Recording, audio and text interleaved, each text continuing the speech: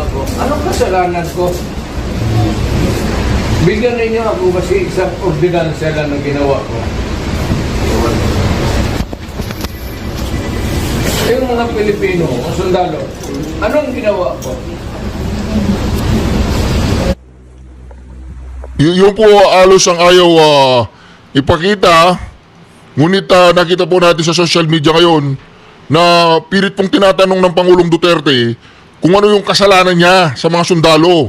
Ano yung ginawa niyang kasalanan. Kaya naman siyempre si Senator Jingoy Estrada, naranasan din niyang maaresto, naranasan din niya yung ganitong sitwasyon. Kaya medyo nasaktan siya nung nakita niya na yung pagtrato sa dating Pangulo, pagtrato po sa dating Pangulo ay hindi po naging hindi siya naging maganda para sa kanyang paningin. O di ba, sumpa daw ang pagiging presidente. Pagkatapos mo maging presidente, sumpa na. Anyway, mga kareaksyon, nakita po natin, kumbaga binalikan lang natin ito dahil importanteng maunawaan po natin na dito po sa pagkaka-aresto ng Pangulong Duterte ay nakita po natin talagang hindi ko po alam kung anong reaksyon ng bawat isa sa atin. Habang pinapanood ko po ito, mga kareaksyon, talagang medyo mayroong pantusok sa aking dibdib na nakikita ko ang isang Pangulo na ibinigay niya ang kanyang buhay, ang kanyang oras, ang kanyang tapang. Nakakalungkot mang isipin, handa siya magpakamatay para sa ating lahat. Diretsahin ko na po, ni isa yata sa atin walang handa magpakamatay para sa kanya. Alright, Reaction TV page, nagbabalik reaction. Napakaganda po ng pag-uusapan natin ngayon, mga kareaksyon. Itong video na ito, mga kareaksyon, ito yung ayaw talaga nilang pag-usapan sa internet. Una, si Aimee Marcos, bumaligtad na ba talaga? Kakalabanin ba niya talaga si BBM? I-impeach kaya niya si BBM? Yan po yung mga malaking katanungan kung talagang tunay at wagas ang paghanap niya ng hustisya para sa Pangulong Duterte ay walang iba na dapat sisihin ay ang kanyang kapatid. Di ba, mga kareaksyon? Kahit lahat tayong Pilipino gusto nating ipadala doon ng Pangulong Duterte, kung ayaw ng presidente, wala tayong magagawa. O dito, mga kareaksyon, pag-usapan natin yung sentimiento ni Jingoy Estrada. Ito kasi, mga kareaksyon, ito ngayon yung napakainit na usap-usapin sa social media. O pakinggan natin muna si Jingoy Estrada. Una, ano yung entrada ni Jingoy Estrada? Yes, Senator Estrada, please. Thank you, Madam Chair. Let it be known that I am not protecting or I am not defending anyone, much less the former president of the Republic of the Philippines, President Duterte, since I am an ally of this administration led by President Bongbong Marcos. Siyempre, may halong takot. Kailangan lilinawin muna niya. Alay ako ni Bongbong Marcos. Hindi ko pinoprotektahan dito si Digong. Hindi ko pinoprotektahan dito kung sino-sino. Di ba? Kailangan maging malinaw muna. Bago siya magsimula, baka makulong din siya eh. Kasi pag nalaman ng administrasyon na siya ay pro Duterte at laban siya kay Bongbong Marcos, ay bukas makalawa, baka may kaso na yan. Kaya kailangan lilinawin muna ni Jingoy Estrada ang kanyang kung saan siya. Alay siya, pero hindi niya pinoprotektahan sino man. O di ba ganun ang pagkakasabi niya? Di ba ingat-ingat din pag may time, di ba Jingoy? Di ba tama naman ang ginawa mo? Tama na, medyo may tama. Okay? O pakinggan natin Yes, Senator Estrada, please. Thank you, Madam Chair. Let it be known that I am not protecting or I am not defending anyone, much less the former president of the Republic of the Philippines, President Duterte, since I am an ally of this administration led by President Bongbong Marcos, and at the same time a friend of Vice President Inday Sara Duterte. Now, since you've been asking questions addressed to Gerald Torre, may I ask Gerald Torre, how did you think did you handle the arrest of former President Duterte properly? Yes, sir. I do, sir. It's proper. It was proper.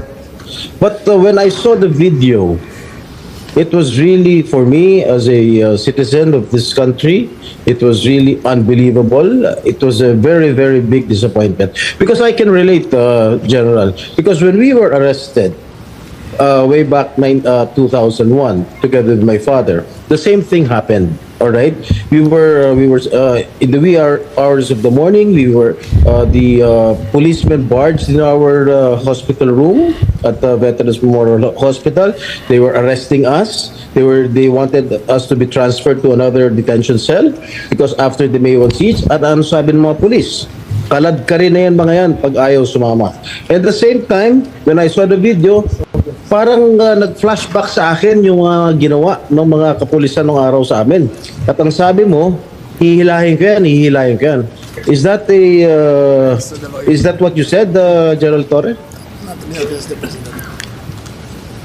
Sir, it's already all optics and tactics already because it's already. No, I am asking you. Did you say that? Hihilahin ko, hihilahin Yes, ko. sir. And I actually made good of it, sir. No. What prompted you to say that? Sir, I made good of it, sir. Sabi ko, sir, hihilain ko yan. And I went back to AS Medialdea, handcuff him. Bakit mga sinasabi? You know, your statements based on the video may reflect the PNP as an institution. Baka sabihin lahat ng ating mga kababayan, ganyan pala yung mga pulis. Masyadong wala man lang respeto sa... Siyempre, mamaya-maya, tutulungan po siya ni John Vic. Kasi mauubusan na ng bala dito si Torre. O ito sa matanda, sa isang dating Pangulo. Ganon din ang ginawa sa amin eh. Can you justify why you said that hihilahin ko yan? Nakita ko si dating Pangulong Duterte, di naman lumalaban. What prompted you to say that? Mr. Senator, respectfully, the threat of hihilahin ko na yan was not towards the president, the former president. It was ensued after a heated argument between his counsel and General Torre. In no way was the former president threatened with bodily harm. Yes. Hindi siguro. Hindi siguro yun, John Vic. Diba? Hindi siguro. Papalabas natin ang video, Papalabas natin ang video.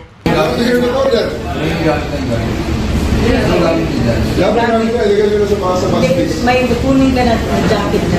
Ilagay mo sa bus, please.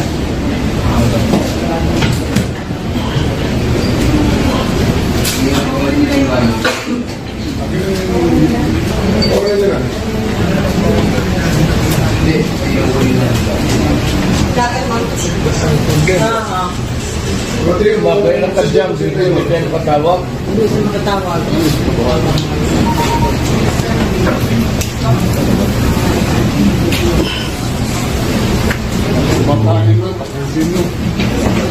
Kumakain lang, saka may anak na pambihira ka naman.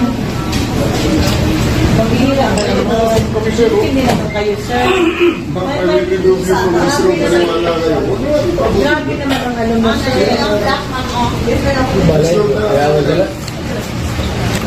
Total, Mr. President, please. Sir, the former president, Please as lang, prosecutors, I do believe Pinantay that lang kami. you still believe in the majesty of the law. Ito lang rin separate sa atin. Give us an opportunity. Alam mo, huwag ka lang naman salita, sir. Tayo, sir, Kasi ay sumunod sa batas. hindi na kayo kapaniwala, sir. Sa totoo lang. We don't want to hear anything from you. Actually, sir, kung susunod tayo sa batas, yung Article 59 ng ICC rules, nagsasabi kung susurrender siya sa Writing, sir, I korte, put it out dito in the sa Supreme Court. Ganun kasi, sir. O sige, we put it in writing, pero huwag mo kami paalisin. Paano naman Sir, sir. Di ba? Inaano po nila, ini-invoke nila yung Article 59 ng Rome Statute. Pero ang sinasabi po dito ni Torre, okay, magano kayo ng sa Supreme Court. Pero paano pa magano ng Supreme Court, magiging na yan, moot and academic, kung wala na dyan ang Pangulong Duterte. Di po ba mga kareasyon? Itong video na ito talagang ayaw nilang ipapanood sa atin.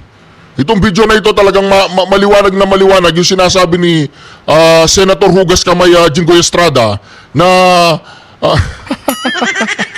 buti pang hindi ka na nagsalita, Jinggoy Estrada. Baka mapahamak ka pa dyan eh. Sumabat-sabat ka pa eh. Diba? Wala naman eh. Kaalyado ako ni ano, ganun. Oh. Pero sa totoo lang, Jinggoy, alam mo na mayroong paglabag sa batas ang ginawa nila, di ba? Di ba, Jinggoy? Di ba? Napulaan ka lang sa ginawa mo, Jinggoy. Di ba?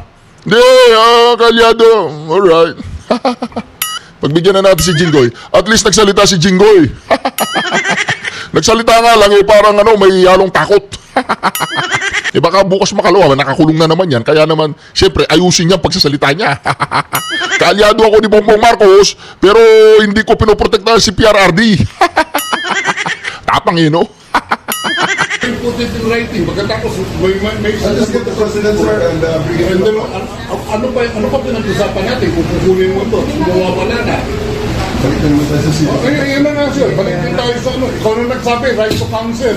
We are here invoking our right to counsel. His right to counsel. Sir, I have sent over. Sir, constitutional I am right. now Sinabi mo, in the constitutional right. order. Tinatanong kita kanina, Para sa kita tayo, sir. anong Plaza Miranda, anong Miranda rights? Pilipinas o sa Hague? Sana ano ba? Di ba natin lang yung natin?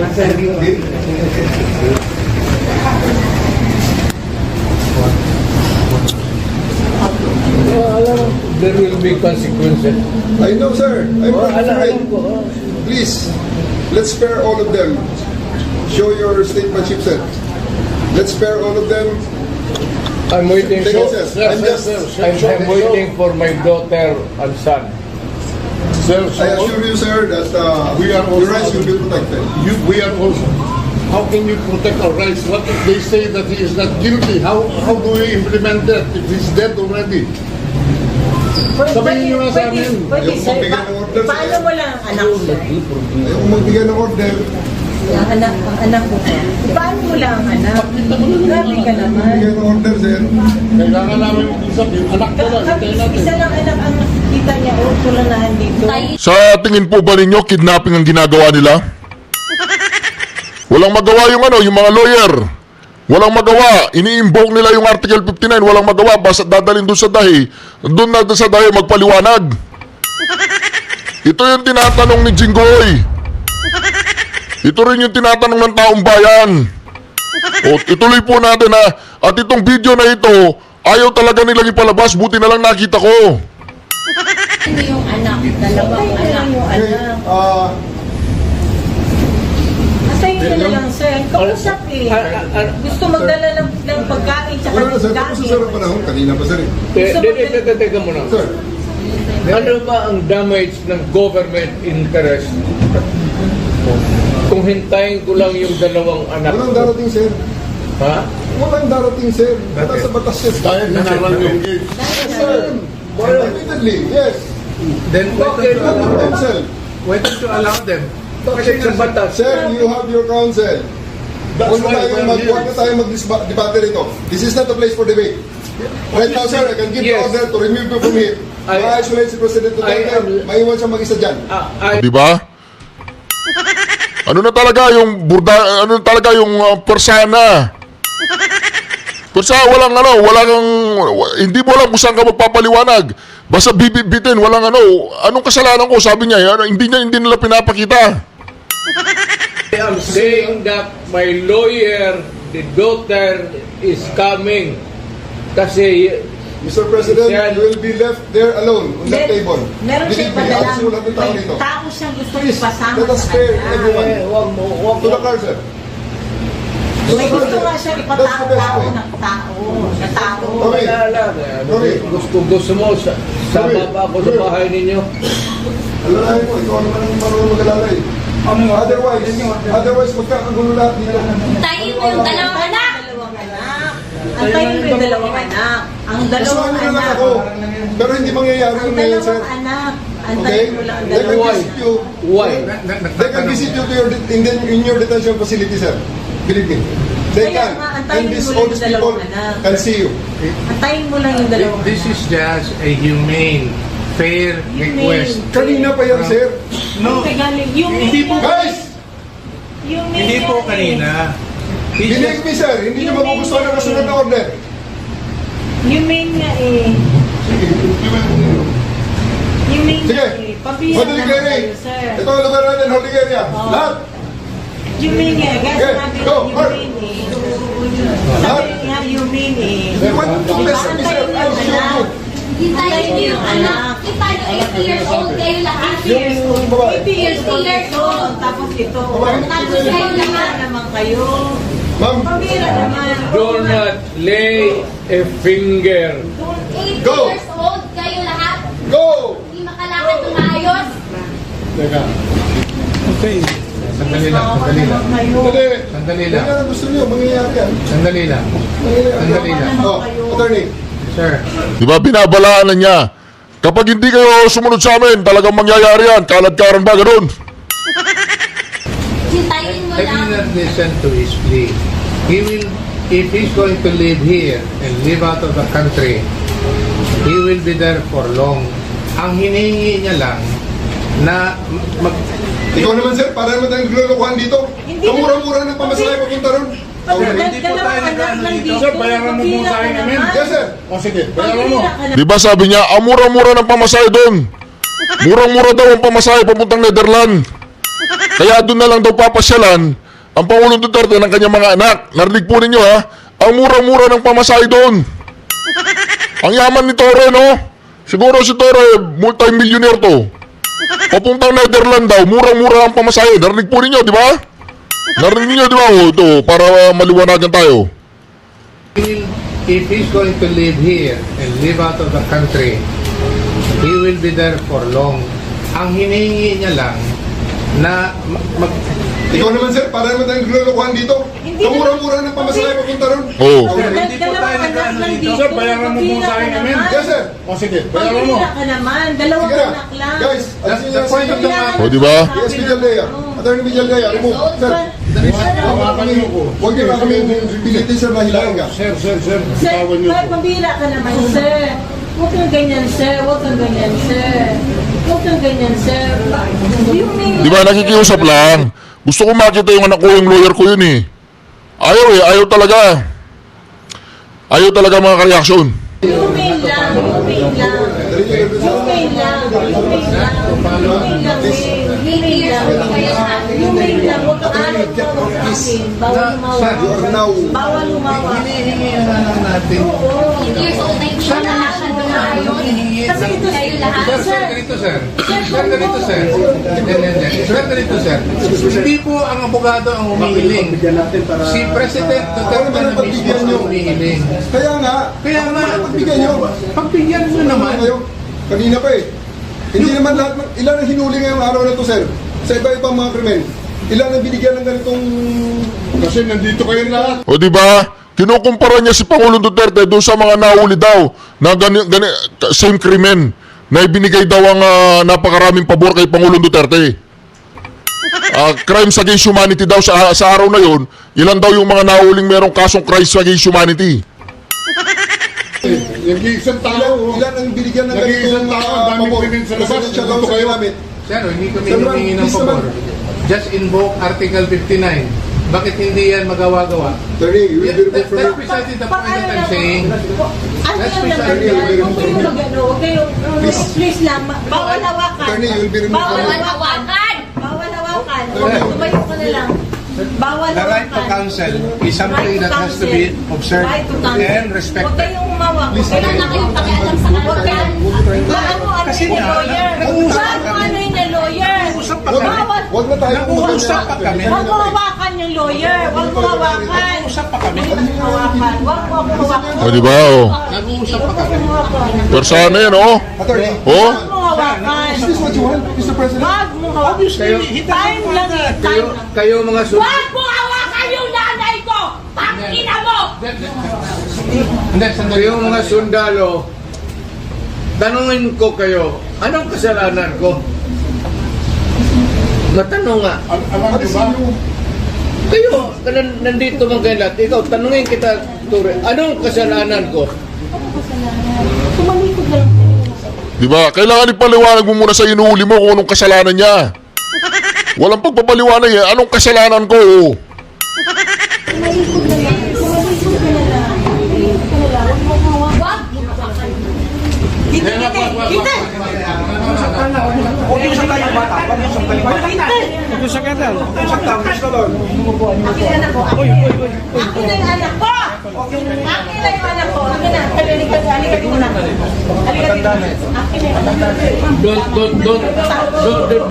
Don't do it personal. Don't do it personal.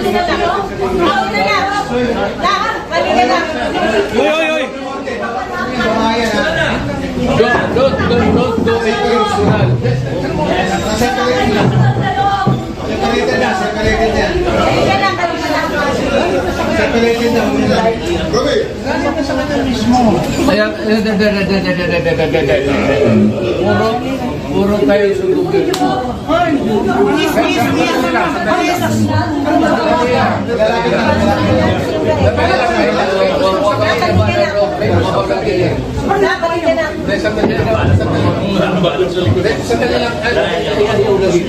So yung madali lang sandali. Pero makapag-usap ako. Ito yung gawa ko. Ito yung gawin nyo sa kanya. Pagkamali lang. At ang ginawa niya. Hoy, nandito yung preso, hindi dyan. Hoy! Ito yung gawin niya. Anak ko. Sandali lang, sandali lang. Yung anak ko. First time na ba yung hindi naman kasama yun eh. May sasabihin lang. Ito yung gawin niya. Ayaw gawin niya sa inyo na kanya. Ayaw gawin niya sa presidente niyo. Okay na yan. Sino to na? Pwede rin sa presidente. Mama, kalma na. Sino to na sa kayo? Ano na niya? Ma'am. Ano naman? Ano naman?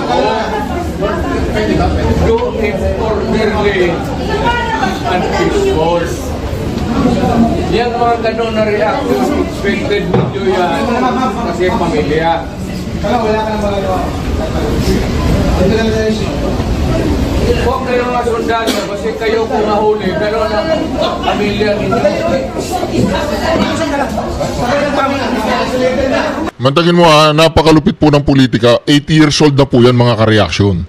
80 years old na dating Pangulo. Dating Pangulo, kung hindi mo isusuko sa ICC yan, eh wala namang magagawa ang ICC. Ay yung mga Interpol, baka hindi na tayo tulungan.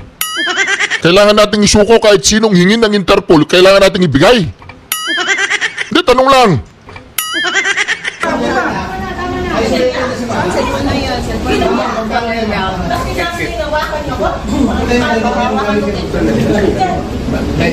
Mama, magkalma ka na. Dito ka. Wala bala sa namin.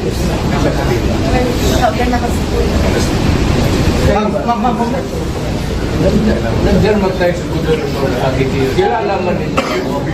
Nakisignal ako. Hindi ko din niya masabi kung ano ang krimen ko. Kayo po ano? Pinasara namin kanina. Kaya lang na, pero pahin mo ang lakas. Hindi naman ako kriminal na basta-basta na lang kasuotin mo na. Hindi mo respeto pagka-presidente ko. Hindi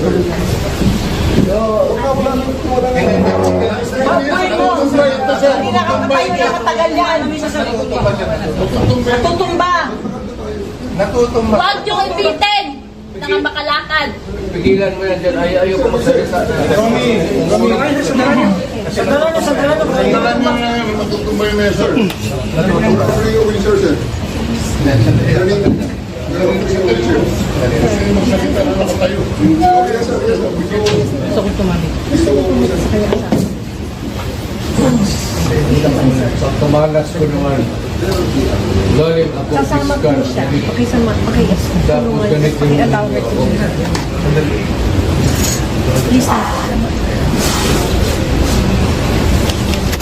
sa yung mga sundalo, kilala man ninyo ako. Anong kasalanan ko? Bigyan ninyo ako kasi isang ordinansya lang na ginawa ko.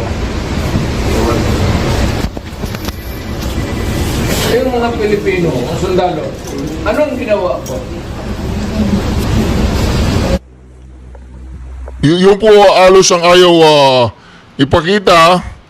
Ngunit nakita po natin sa social media ngayon na pilit pong tinatanong ng Pangulong Duterte kung ano yung kasalanan niya sa mga sundalo. Ano yung ginawa niyang kasalanan. Kaya naman siyempre si Senator Jingo Estrada, naranasan din niyang maaresto, naranasan din niya yung ganitong sitwasyon. Kaya medyo nasaktan siya nung nakita niya na yung pagtrato sa dating Pangulo, pagtrato po sa dating Pangulo ay hindi po naging hindi siya naging maganda para sa kanyang paningin. Kaya yun po ang tinatanong niya kay panoorin natin. Ito po. Who was addressing sinasabihan ni General Torre? Was it the lawyer or was it the former President Duterte? Lawyer, sir, Attorney Mijal Dea. And actually, sir, after that, I actually went back to him, placed handcuff on him after reading him his rights and arrested him for obstruction of justice. And after All that, right. sir, I brought him to the bus and came back again and told Attorney Delgra he's next. And again, sir, I will reiterate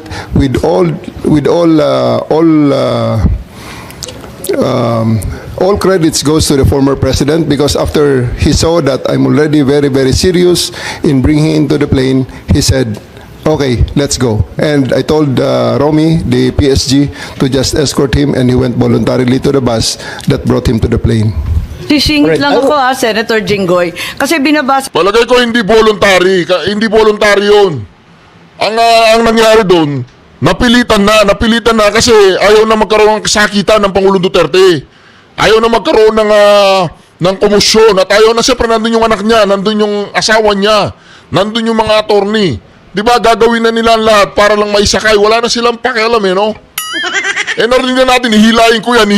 Sino man ang gusto niyang hilahin doon, talaga magwa-wild na, hihilahin na Di ba? Ilahan na ang usapan ako rito, yung standard operating ng PNP, ang liwaliwanag naman no torture, no force, no violence, threat, intimidation, or other means to vitiate the free will to be used against the arrested person. Di the more so, yung mga kasamahan ng arestado. Sabi mo nga, ikaw na nag-admit forcefully. Talagang you used force. Bawal po yun. Ma'am, it is, I placed E.S. Mijal Dea under arrest for obstruction of justice. Sabi And- nga ni Senator Jinggoy, hihilain mo pa. Yes, ma'am. I did because I have to get into their heads to make them to make it very, very clear to them that we are already very, very serious of Tama loading nga. the president to Oo the naman, plane. General, pinapaliwanag mo, pero bawal ang paggagamit ng dahas, ng pananakot, Ma'am, ng just to be clear. intimidation, or any other means. Ang liwanag nasa kapulisan yan Ma'am, just to be clear, operationally, there was obstruction of justice. It was the decision call of General Torre to place him under arrest for obstruction of justice. Now let us separate what happened to the president. You're talking about Attorney Medialdea. Yes, ma'am. Paano yung iba? No one else has armband. Yung attorney. No, wait. Yung abogado. If I may, Senator Amy. Yes. Madam Chair. Ayan. Sino yung kinaladkad nung isang pulis? Yung security na nakaitim. I think it was General Torre na hinila yung isang abogado. Dalawa yun yung abogado, hinila yung upuan, di ba? Tapos yung nakaitim na si Q, kinaladkad din. Si Attorney Delgra, sir, because he is next to be arrested, and because of that, the former president PRRD saw that I'm already that serious, and he said he prevented the situation from further deteriorating and escalating. So he said, "Let's go." Isn't he entitled to a counsel of his choice, General? Yes, sir. For 12 hours, he was there. Oh. Can't he speak to his client? Bigla niyo na lang... They are there for 12 hours, sir, speaking to each other. Ano? They are there for 12 hours, speaking to each Alright. other, sir. One more thing that I noticed in the video, no? Ang sabi ni PRRD, papasukin niyo yung anak ko. Abogada siya. At ang sinabi mo, hindi ko siya papapasukin. Why not? Gerald Torre. That is a decision. That is my call, sir. That is my decision. Considering that Okay. he had already been assisted by 3 lawyers all throughout Okay. that time, sir. And gabi na ho yun, sir. The request was made at around mga 9 o'clock na, sir. 11 hours Gerald after Torre, ganito, the ha? first arrest. Tanggalin mo na yung titulo ni Inday Sara. Kalimutan mo na siya na Vice President siya. Pagpalagay natin hindi siya Vice President. She is an immediate member of the family. Nung kami po ay nakakulong, ang immediate members of the family, 24 hours pwede bumisita sa amin, nakakulong kami. Ito hindi pa nakakulong. Anak ito. Bakit hindi niyo pinapasok? Maliban doon, is this not a violation of RA 7438 that requires that you guarantee access to an attorney? In addition to the immediate family, the President also said na yung anak niya, yung babae, abogado ko yun, papasukin nyo. Hindi nyo pinapasok. Abogado yun eh. Actually, sir, first to answer the question of Senator Estrada, sir. I have told the President that they can visit him at his detention facility because at this time the order of the day is to load him into a plane. So that's what we endeavored to do, and that's what happened, sir. Ano niya bibisitahin yung So, to load in the plane, wala na, hindi, kahit na illegal, kahit na magulo, basta loading in the plane. Ganun lang, loading in the plane, wala na, kalimutan na natin yung mga technicalities. tatay niya sa Netherlands? Hindi naman dito tinray eh. Hindi naman dito kinasuhan eh. Sa ibang bansa eh. Oh, bakit hindi niyo man lang binigyan ng kortesiya yung anak na isang abogada na magkukonsulta? Katulad nga na sinabi ko kanina, yung mga nakakulong nga, 24 hours pwede bumisita ang immediate members of the family. Bakit ito hindi pa nakakulong, hindi niyo pinapasok yung anak? Our mission at that time, sir, is to deliver him to the My God. body Kahit who ano issued the warrant, mangyari, sir. Nasa batas yan. Nasa batas yan, General. Immediate members of the family, lawyers, priests, etc., etc. I should know. Nanggaling ako dyan. Tapos ito, hindi naman nakakulong. Again, I am not defending President Duterte. I'm just explaining the rights of an accused. Because naging akusado rin ako. And I don't want that to happen to anybody else. Dapat naman nagbigay kayo ng konting kortesiya o respeto man lang sa mga dating presidente dahil naranasan namin yan. Nung kinulong po yung tatay ko, ganun din. Kawalang respeto ang mga pulis sa amin. Porket nawala ba kami sa kapangyarihan, ganun na lang. Matanong ko naman sa'yo, General, wag naman po sana mangyari, God forbid, sa pag sinapit ng ni President, sumapit ng ganitong sitwasyon si Presidente Marcos, gagawin mo rin ba yun sa kanya? I hope not. Ang liwanag po ng batas, kung ma-follow up ko lang si Senator Jinggoy, tama po siya. Hindi lang yung immediate family, medical doctor, pare or religious minister, any national non-government organization, ng CHR, international non-government accredited by the Office of the President. Lahat yan may access, pero pinagbawalan ninyo. On 2 counts, immediate family na, abogado pa niya. Bakit ganun? Ma'am, I think that's sub judice. I think we should be wary of many of the things we were mentioning Bakit here. po naging sub judice yun? Ito kasi, habeas corpus po ang petition. So everything about... Talagang pag nako-corner sila, binabalik nila sa habeas corpus na inihain ng mga anak ng Pangulong Duterte. Pag wala na silang may sagot, hindi, habeas corpus na yan. Doon na sa Supreme Court mag-usap. Executive ano yan? Executive. the arrest will be asked by the Supreme Court. Kanina pa natin kung pwede ho. pinag-uusapan yung aresto. Pero I think that we're just passing, parang lumalabas na po tayo sa boundary. No, di ba? Anong boundary pa ilalabas? Alam na lahat ng taong bayan, kumbaga dyan, epal-epal lang si Madam Aimee Mangga. Lahat ng kinukwentuhan niyo, alam na nila lahat ng taong bayan eh. Kaya lang ngayon, anong ginagawa ni Madam Aimee? Political survival yan. Gusto niya manalo. O, iboto niyo. Senator Jinggoy pa. Ang sinasabi ko lang, the manner on how the former president was arrested, because ayoko naman mangyari sa darating na panahon na magkakaroon naman tayo ng ganyan. Sana makapagbigay lang ng korting... O di ba, baka pag ako naman yung inaaresto, ganyan ang gagawin nyo, wag naman. Ganun ba ibig mong sabihin, Senator Jinggoy? Tanong lang yan, tanong lang. May punto ka naman, may punto ka. May tama naman yung sinasabi mo, may tama na. Kortesiya man lang, nakausapin yung mga abogado, pero nakausapin yung mga members ng immediate family niya, sana naman binigyan niya ng pagkakataon. Kaso mo, nung nakiusap si dating Pangulong Duterte na papasukin yung kanyang anak na abogada, tanggalin mo na hindi siya, na vice presidente siya. Abogada at anak niya, member na immediate family, sana naman lang binigyan niya ng pagkakataon. Makita niya yung tatay niya bago niyo siya isinakay sa plano. Yun lang naman yung sa akin. Masakit. Bilang ako, isang anak na meron din akong tatay na ginanon ninyo. Masakit para sa akin. Pakipaliwanag din. Nagkakaroon ng flashback si Jinggoy, flashback, nagpa-flashback sa kanya. Masakit talaga yun. Maraming salamat, Senator Jinggoy. Marami tayong pinagdaanan, kapatid. Kaya't eto nga, talagang dinudibdib natin Madam Chair, ito. Yes, Secretary John Vic lang po. Kay VP, kay Senator at sa iyo, hugot ng mga anak ng presidente yan. Sumpa. O di ba, sumpa daw ang pagiging presidente. Pagkatapos mo maging presidente, sumpa na.